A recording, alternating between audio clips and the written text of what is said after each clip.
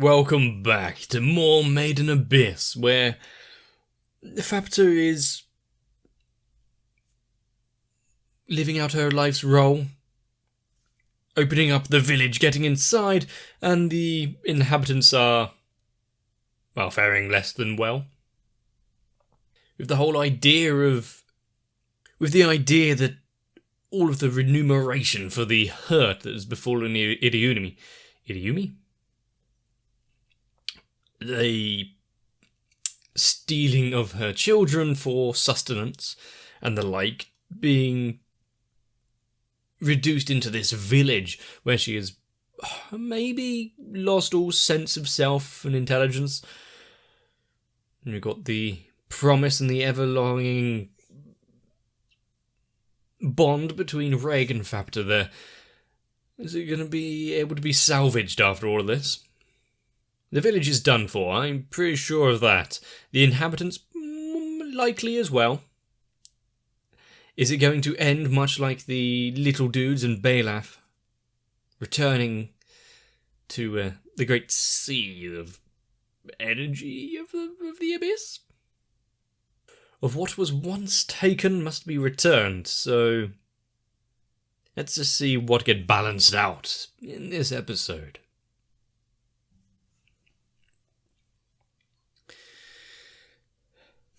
With Reg actually remembering the times that they spent together, at least emotionally, the things that he felt during it, even if he doesn't remember the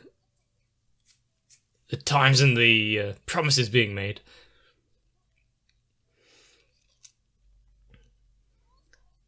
And yet he's being so kind yet foolish.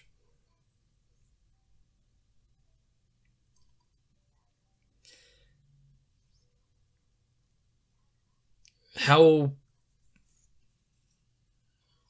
far can you go to tell someone to slow down, to stop, that they're going too far? And someone is so invested, her entire reason to be is stopping the village and make some remunerations for her mother village.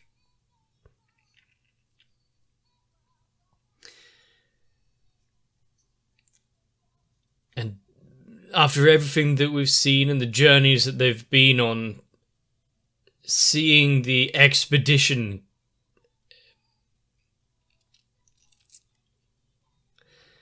and knowing where it ended up with, and seeing the Cradles of Desire on full display. Well, and I guess and the growths when they're used by an adult.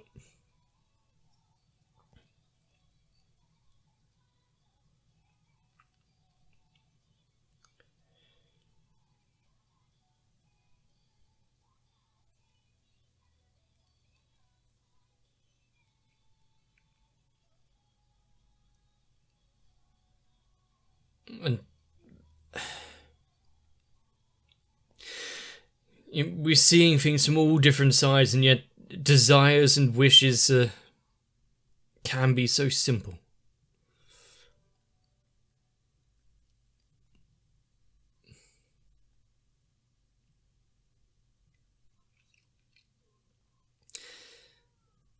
Unfortunately, I think we know what kind of happened to Reg.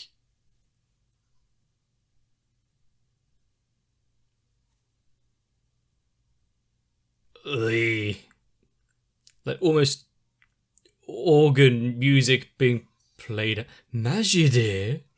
But the organ music being played out over this.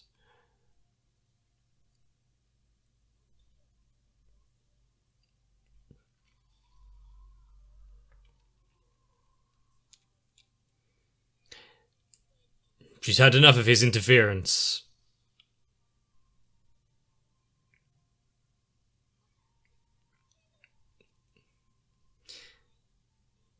Oh no. And now is she going to hold Rico accountable for everything that has happened? For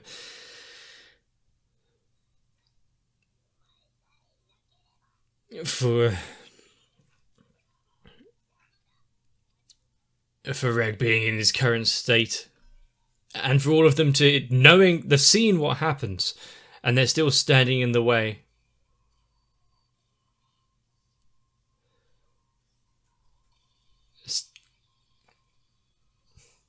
Even you turn against me.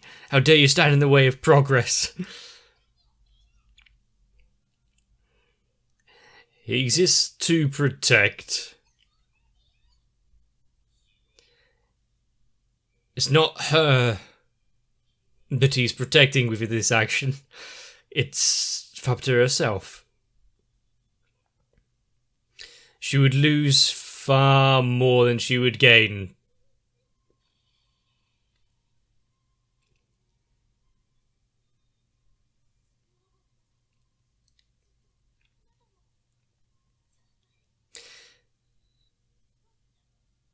In her quest here, she was losing what's dear to her as well. She's attacked Reg. The rebel thing has fallen as well.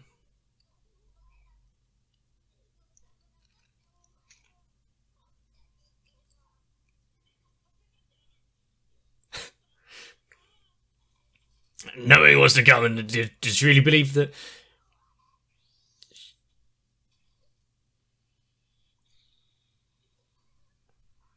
she'd be able to stand up against Faputa? What?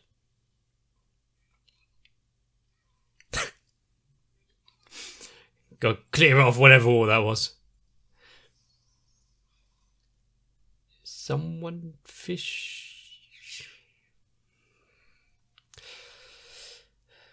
Fishing.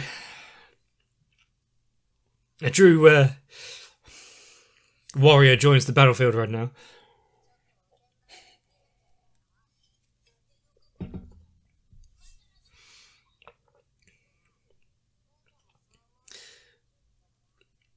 Balaf actually withstanding being outside the village for quite a while, actually.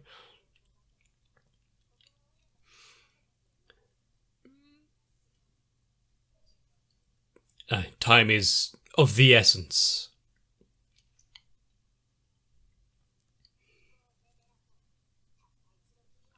What a weird Pokemon battle.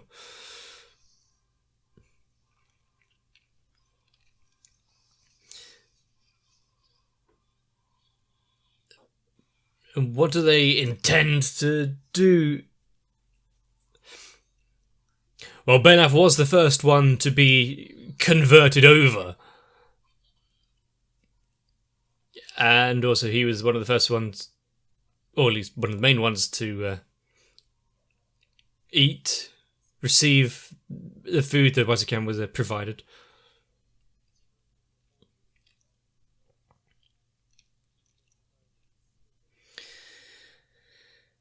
And he was also one that couldn't live with what had happened.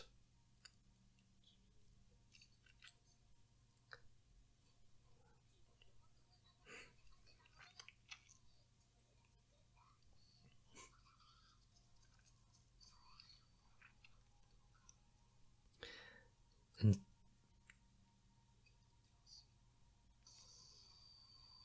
straight through the faceplate.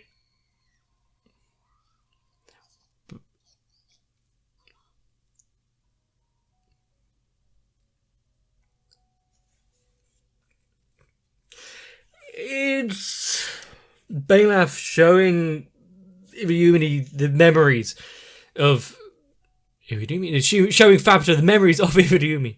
You know, it's not the first we've seen this. We've got precedent with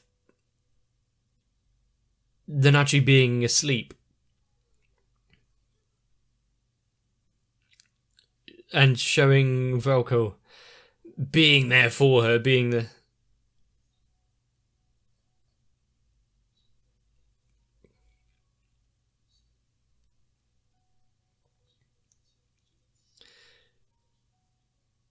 Decide your value.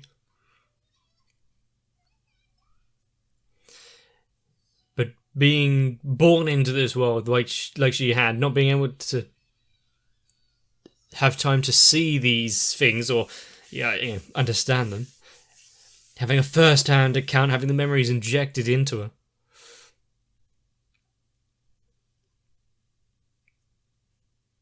Is it going to be a bit more effective than telling her to hold back her anger for a little while?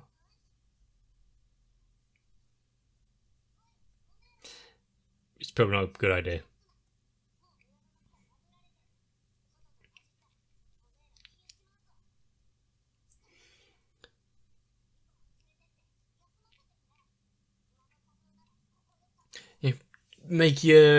If you still want to survive, if you don't want to turn into nothingness,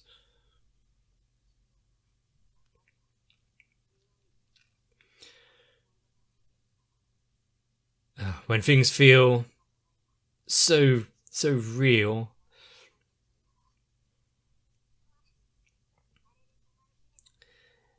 all we're doing is putting a temporary block in.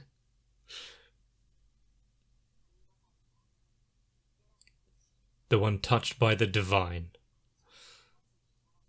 How far did he see? Did his perception grant him?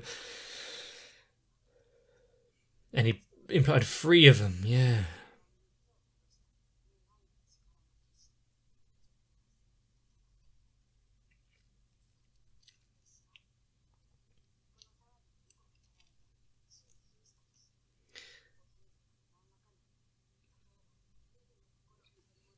Trying to think of the possibilities.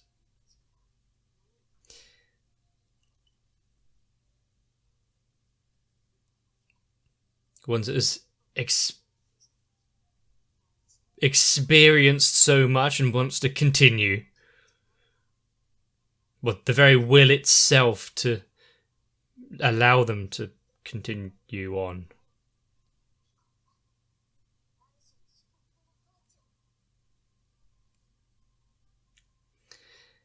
Well, what exactly the plan has, Wazukyan has, could be all over the place. We don't exactly know, but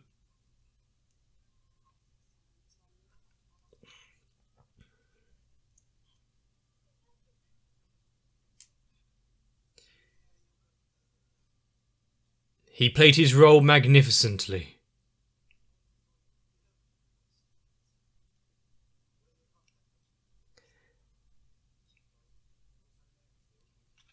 Because she is so close to Iriumi, being a precious thing.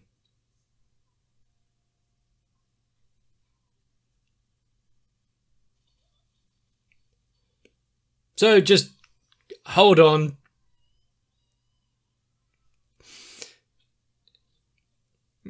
As he goes down like a giant pinball.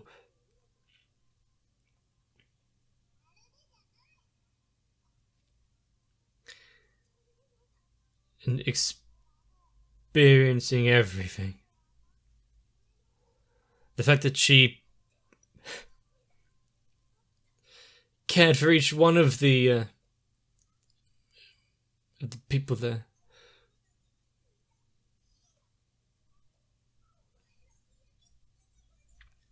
Her very existence being questioned, her reason.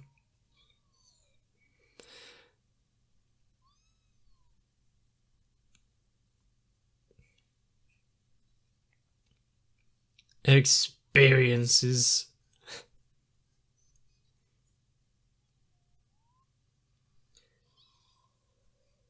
They're in danger. It's happening again.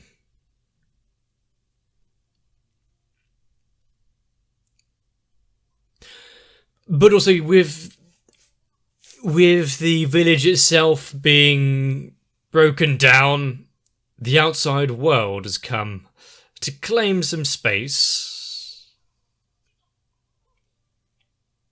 The dragon thing. Oh no.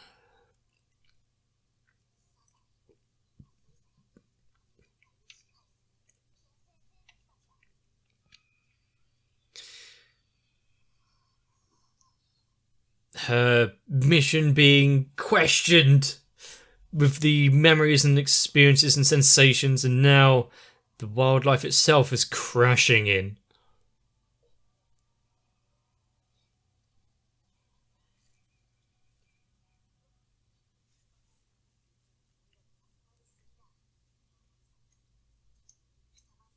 Yep, with things there that have grown fat and juicy.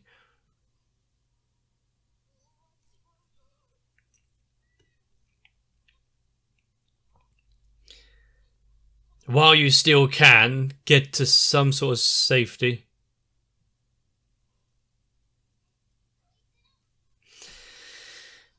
How dare you try and take some away from her?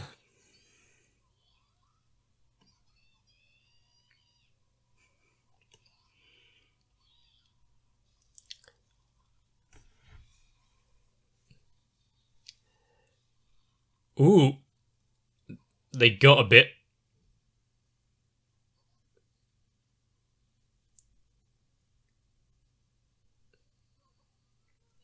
And with her idea of she was the one to destroy the village as it was.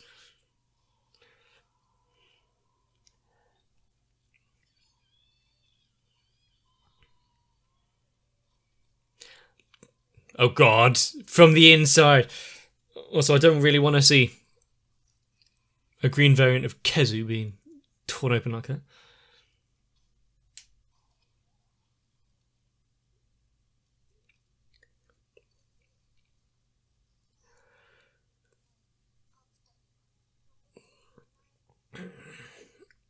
What can she try to gain back from the invasion of the village here?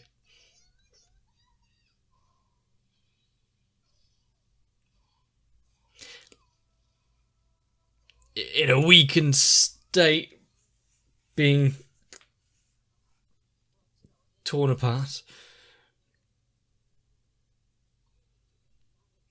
Because you can understand everything. What led up to this?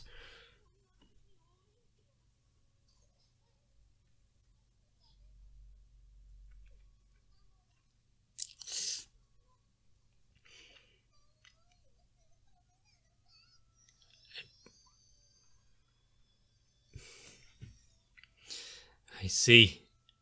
The village is not done yet.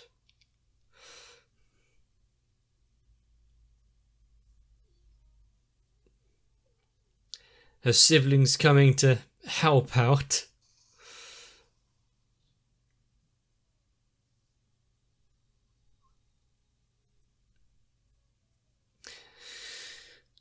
There's no time for a reunion.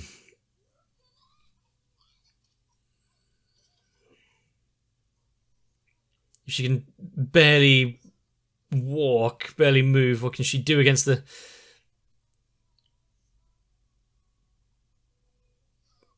primordial dragon thing?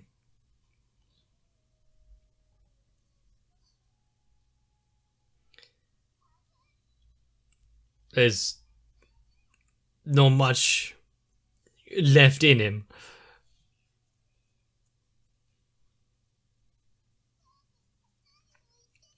But using what he had left,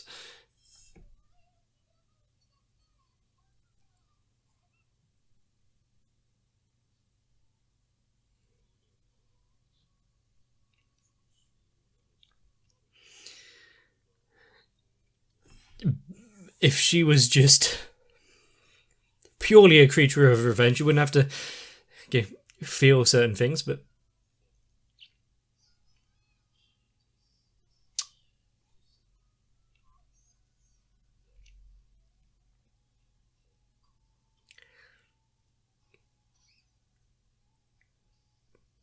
when an interference robot goes dark,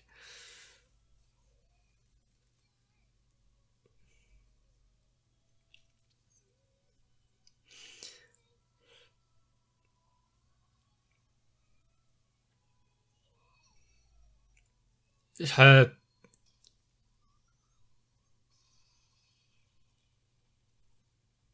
being an immortal can really help out, even if it is causing so much suffering.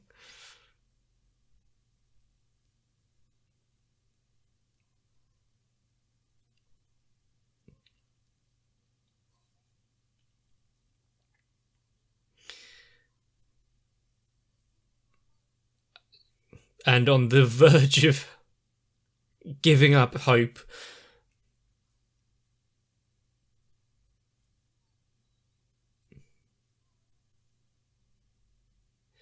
Oh no, the eyes of the village upon her.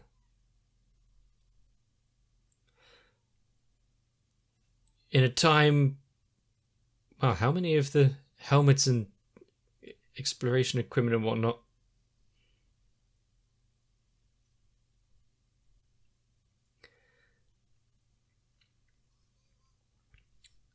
The villagers trying to get her back on her feet.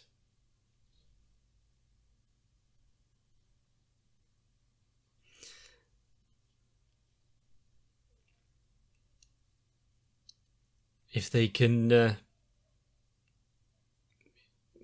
repay even a slight bit.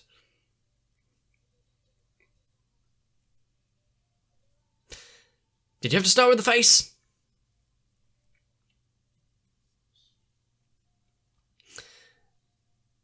Them willing to give themselves for her recovery.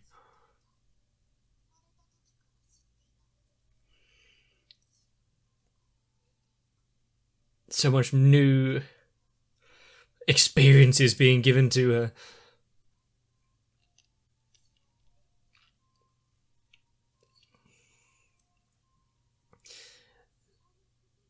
There was so much that she just never had the opportunity to learn.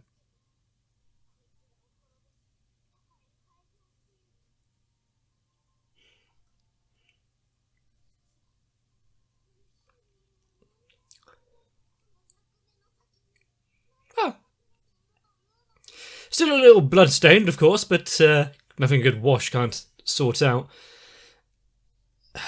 Seeing the value beyond what she has known.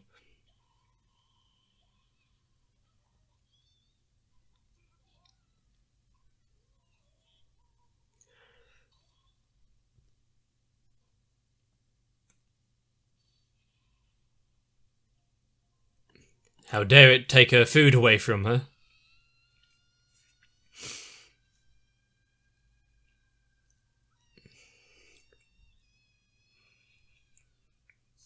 I think over everything that we've seen in the episodes of Meid Abyss with Faputa in it, the voice actor is really going for it.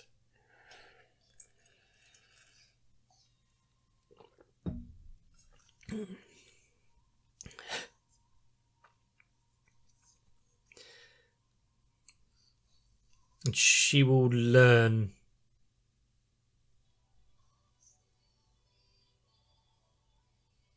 what it means.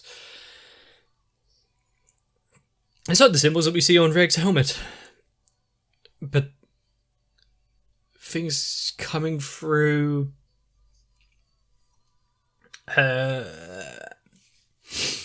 herself coming to these realizations. Her not wanting to give up the destruction of the village, this is hers and hers alone. Then coming to her aid.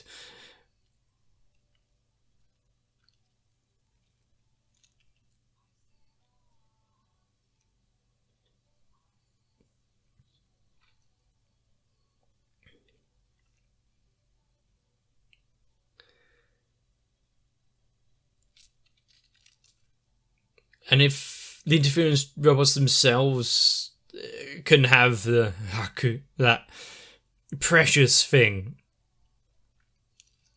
what kind of sentience do they actually have?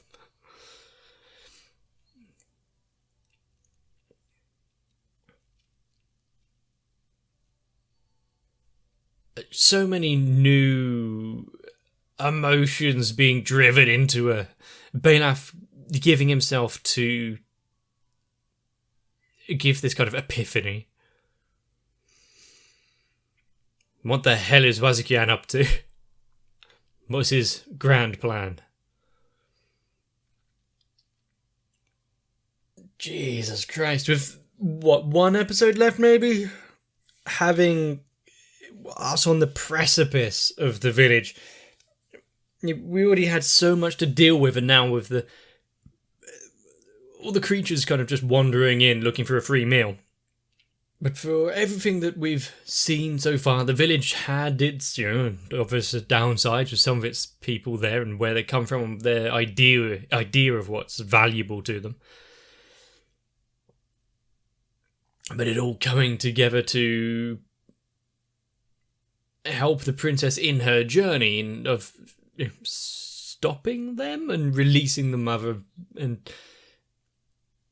everything that's come out of it. Their idea of value is the princess herself. Their entire existence is thanks to Iriumi, I guess by extension Faputa. And by all being part of a grand plan, how far in advance was Wazukyan able to see? Did he predict all of this happening? The issues with prophets. Is you get these events happening and how much of it is being preordained. But the reappearance of Nanachi, using the fishing pole to lead Balaf in and distract Faputa for a little bit. She's been out there trying to survive, much like Faputa. She didn't have the protection of an interference robot or anything. She had to learn the skills of survival being outside, and it's good to see that she's not just holding back doing nothing.